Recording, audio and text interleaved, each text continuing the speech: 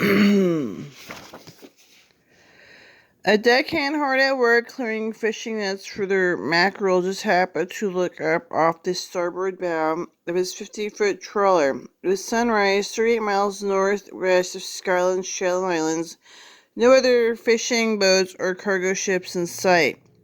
This meant this boat should have been sea to itself. Should have had the sea to itself, but no pleasure craft ever came up here, since there was no one thing pleasurable at bobbing and rolling, freezing to death on the stretch of the North Atlantic. Deckhand glanced away from the bow and back down to his work, but then his head lifted back up quickly and eyes focused on a point less than a mile distant.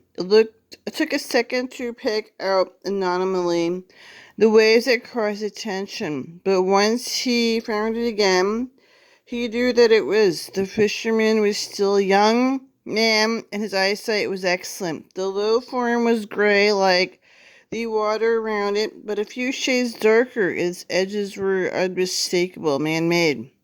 It was also massive, easily length of a train car at 3 times the height.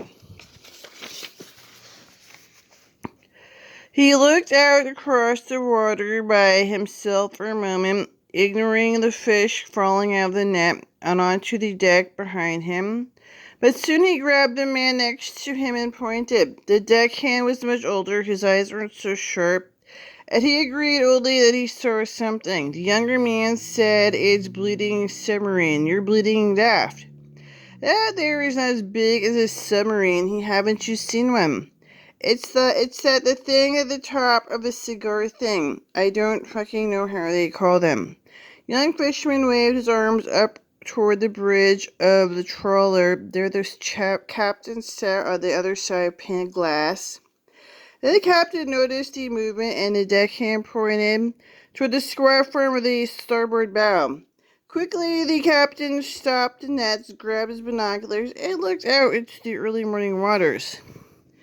But not for long. After a few seconds, he flipped a switch on the console in front of him. His voice came high and flat over the speaker of the deck. "It's a fucking sub, Danny. Big bloody deal. The birds have a submarines. Back to work."